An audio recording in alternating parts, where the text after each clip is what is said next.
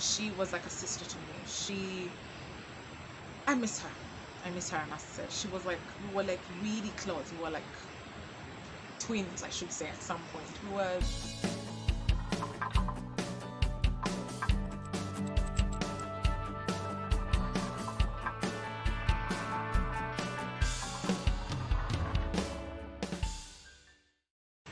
Hi guys, Zuria Nagajakarma here.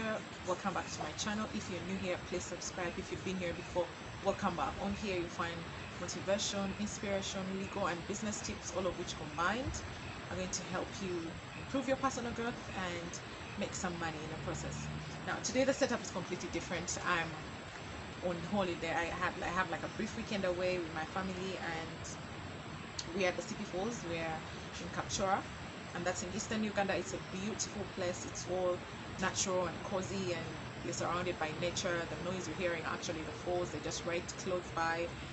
And I thought about a friend of mine while here. I thought about someone with whom we were really, really close. She was like a sister to me, and I don't want to say I lost her, but we are not really friends anymore because we don't keep in touch. It's not like anyone did anything. It's not anyone's fault. We just simply drifted apart. So this got me thinking about friendships in general, and it reminded me of a video that I watched a few months ago. It was actually a TED talk by a lovely lady called Shasta. I'll look for it and I'll link it below in the video. And she laid out elements for a friendship to survive, for a friendship to thrive, for a friendship for cultivating a healthy relationship. And it got me, when I thought about my friend and I really felt like I missed her, I thought about recording a video, because there might be someone out there in a similar situation and maybe they don't know what to do. So I thought I could share. Maybe this will help someone. So this lady lays out a few elements, and the most important element, like she draws out like a triangle or a pyramid, I should say. And at the bottom, you know how the bottom of the pyramid is like the base of it. At the bottom of the triangle is positivity. Now positivity is really, really, really important. It's the foundation for any relationship, because if you have a friend, this is someone you want to be around. This is someone you're excited to be around. This is someone who makes you happy, someone with whom you're goofy together, someone with whom you're excited to be around, someone who makes you smile, someone who makes you laugh. And this is the foundation for any relationship. So we cultivate most of our friendships that we have right now because it's people you want to be around. You can't say that if there's someone you don't want to be around, someone who makes you uncomfortable, someone who you're not free around, someone you're not happy to be with, that person can't be your friend. So this is the foundation for any friendship. It should be positive vibes all around. It should be excitement to see each other. You should be looking forward to be around this person. And this is the basis, the foundation for any relationship. So she lays out the other part of the triangle as the second element being consistency. Now, if you have someone with whom you're happy to be around, but you don't get to meet them, you don't get to talk to them, you don't get to communicate with them, then your friendship is not healthy. It's not healthy. And this makes a lot of sense, because I believe the consistency part is where I lost my friend, because I do not stay in touch as much, and she doesn't as well. And I'm not blaming anyone, I'm just giving an example. Like, you need to be able to communicate with your friends regularly. By regularly, I'm not saying daily. It's not enough to simply maybe see what's on their status, see what's on their social media, what they posted, and you think this is what's actually happening in their lives. You need to get in touch with these people. You need to maybe call them up. You need to have like a discussion with them. You need to like talk to them and ask them what's happening in their lives, and get to know what's good and what's bad, and basically get an update on their lives. And this consistent communication coupled with positivity, these two elements are really, really strong and very, very important for any relationship, for a healthy friendship, I should say. And then the final element in this triangle or this pyramid or this puzzle is vulnerability. Now, with that friend of mine, I believe we had all these three until we stopped the consistency in the communication. She was like a sister to me. I miss her.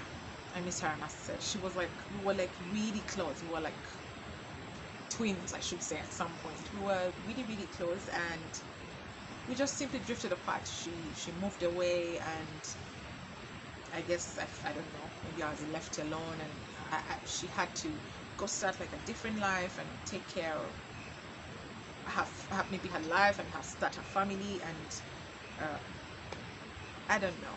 Something just happened in between there, and our communication died. She was there for me through very, very hard times, through very, very tough times, and the hardest thing that has happened in my life is losing my mom.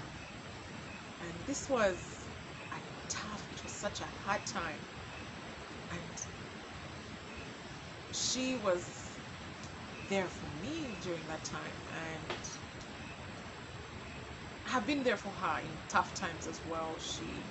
She lost a parent too, and I was there for her during that time. But this this vulnerability is it just brings out a very important element as well, because you want to have a friend with whom you can share the good moments with whom you can share the bad moments with whom you can share your little milestones and your successes and all these things that are happening in your life that you might not necessarily share with the world, all these things that are going on in your life that you might not be comfortable sharing with other people, sometimes even family, but you want to share with that person. So all these three elements put together, because if you have consistency and positivity, but you're not able to share intimate moments or happinesses or little milestones or successes or sad moments with these people, because you're not sure how they'll react, you're not sure what they'll say, you're not sure what they'll think of you, then they're probably not your friends, and vice versa. So you should be able to work on this third element, and it's all things are hard work. Friendships are hard work. You have to put in the work for this to work. So you should be able to communicate, you should be able to look for them, you should be able to find out what's happening in their lives. That way people build trust with you, especially if you communicate consistently. The trust comes from there. You communicate, and once you build the trust, the vulnerability just follows suit. So you see how these elements just fit together. It's like a puzzle, and all the elements have to fit for it to make sense, for it to be a healthy friendship. And I'm going to work on mine. I'm definitely going to work on communication, because we had the other two. So I'm going to work on communicating better and see if we can get the vulnerability back, so I know what's going on in her life and she can know what's going on in mine.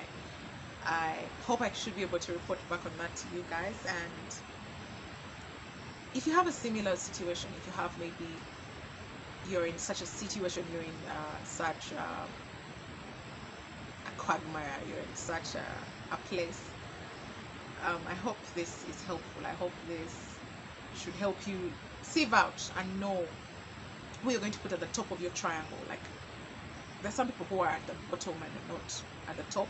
That little triangle at the top, right there, is where you want to be. Right there is where your healthiest relationships, your healthiest friendships are, and it's where we want to be with all our friends. With all, you should be able to be positive with them. They make you happy. They make you, and you do the same for them. You should be able to consistently share with them, communicate to them, and know what's going on in their lives.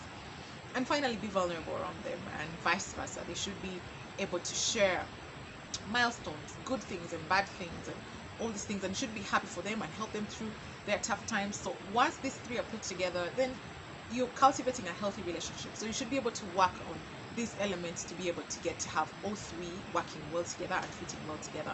I hope this is helpful, guys. I hope this is a good one. I hope you find this helpful. Please be sure to subscribe to the channel, share with your friends and family and contacts, and I'll see you next time. Bye bye.